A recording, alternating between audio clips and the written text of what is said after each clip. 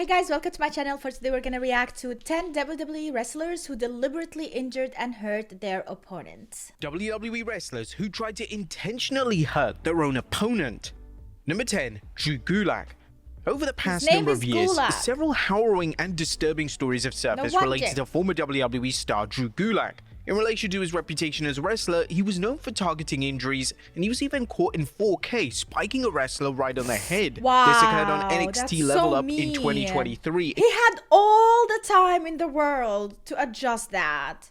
Gulak spiked Dante Chen with so much force and so much anger that everyone outside of Gulak looked incredibly concerned for Chen's welfare. Quite rightly, Gulak was verbally reprimanded by head of NXT Shawn Michaels, and fans were calling on WWE to fire Gulak immediately after the spot. Our pro wrestler who acts in this manner should be nowhere near a wrestling ring, and it's rather unsettling to know that Gulak is still receiving bookings outside of WWE. Number 9, Hardcore Holly.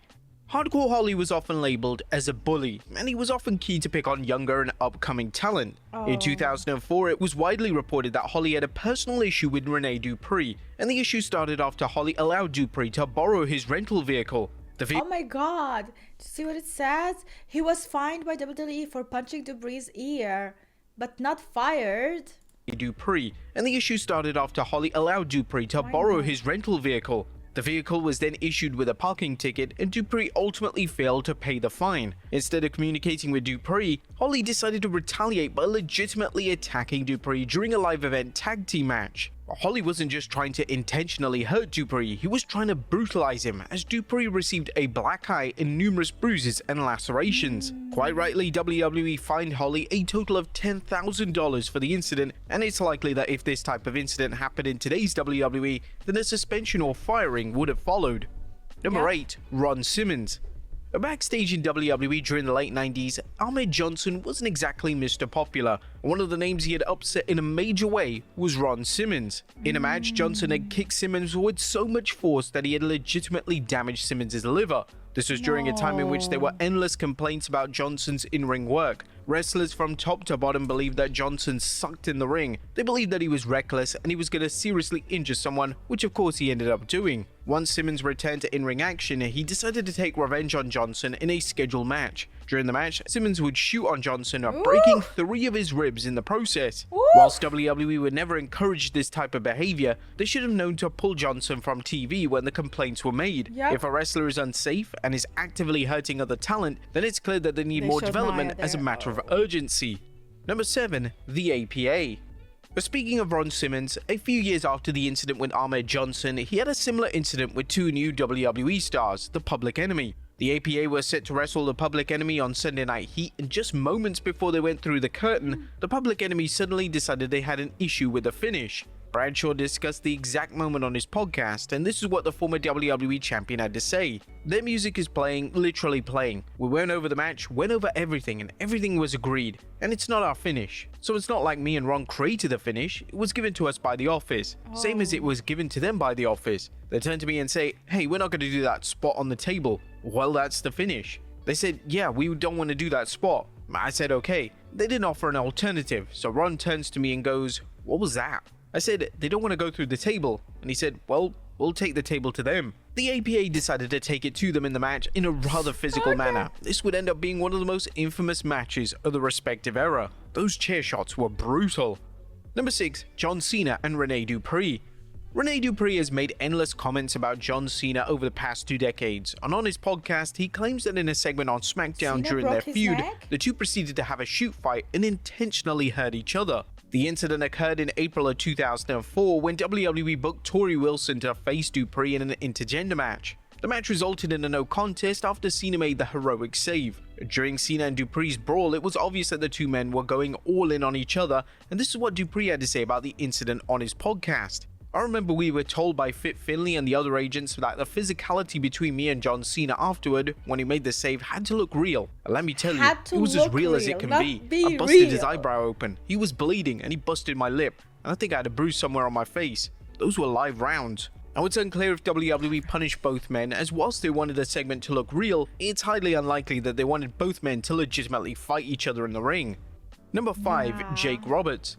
It was once a common place for wrestlers to give out receipts when they were hurt by another opponent. This was the case with Jake Roberts and Sid, as Sid was extremely stiff with Roberts during the match, so Roberts eventually had enough and decided to legitimately snap his bicep. Roberts revealed this story during an episode of his podcast, saying, "I had an incident where a guy was giving me a clothesline every night and it was freaking ripping my head off, and I was recovering from having neck surgery. And in wrestling, you can make it look like you tore the guy's head off, or you can tear the guy's head off. So the next time we wrestled, he clotheslined me and I did a little maneuver and snapped his bicep in half with intent. And when he went down, he was grabbing his arm, the bicep rolled up on his shoulder, it looked pretty awesome, and he's screaming to ring the bell, and I jumped on top of him and grabbed his bicep and just started squeezing." Roberts went on to say that he regretted the incident and stated that he needed to issue an apology to Sid.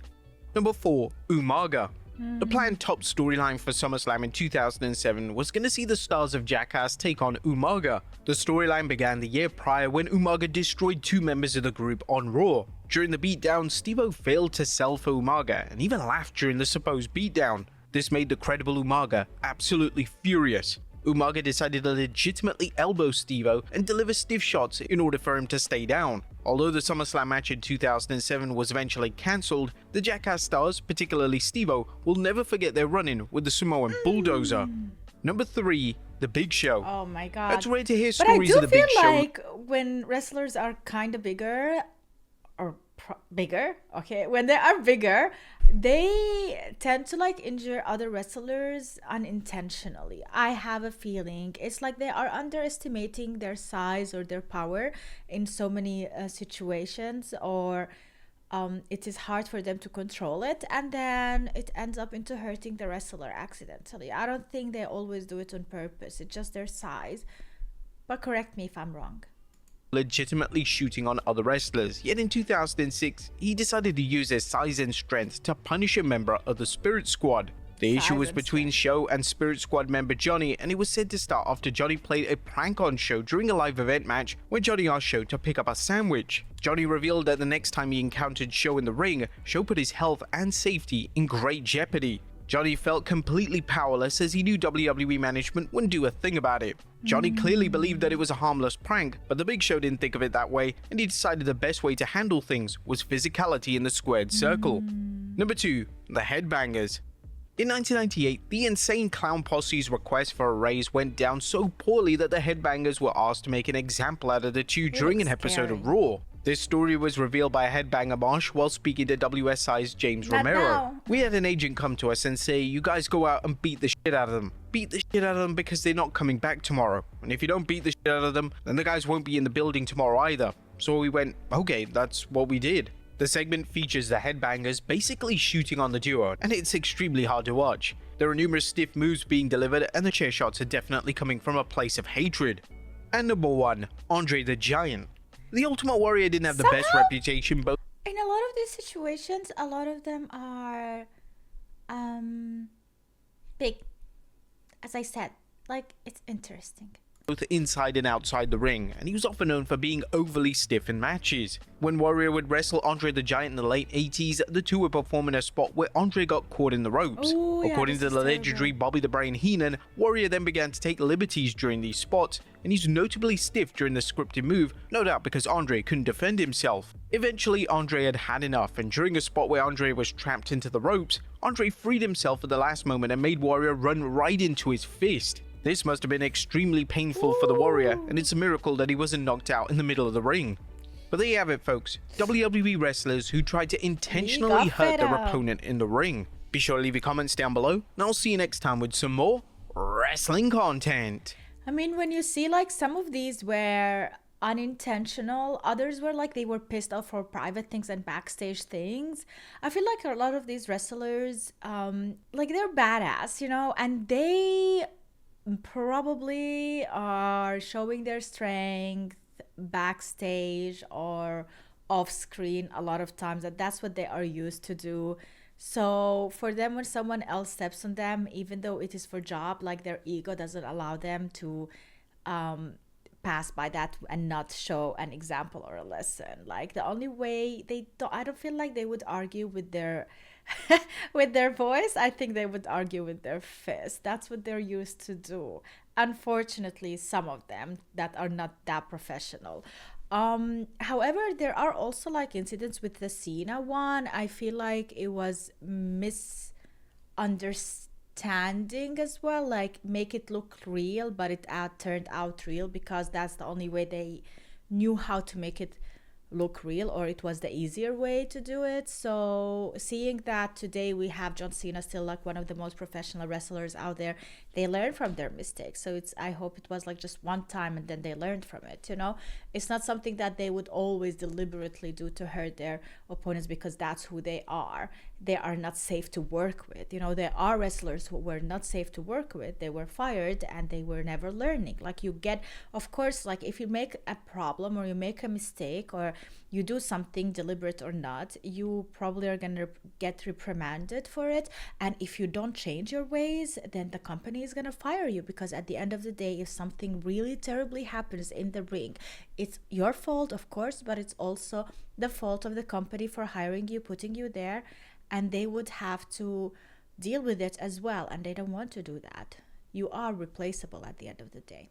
But that is it, guys. Let me know in the comments down below what you think about this, and let me know what else would you like me to react to on this channel. I feel like I'm gonna do a lot of like recaps from SmackDown and Raw and what is it, NXT as well, where I just sit and talk and chit chat with you about stuff, because when it comes to reactions, I feel like we have seen a lot of the most epic shit out there. If you have anything else that you would like me to react to, let me know in the comment down below. That is like really epic and cool.